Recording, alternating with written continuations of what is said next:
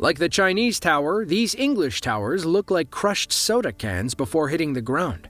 Blowing them up marked a crucial milestone in a 27-month demolition project. Before they could even rig the towers, crews had to remove 16,000 tons of asbestos from inside. And because the towers were right next to a train track, the team had to be extra careful. The 4 towers measured 410 feet each. Because of their size and the number of explosives needed, nobody was allowed within 1,100 feet.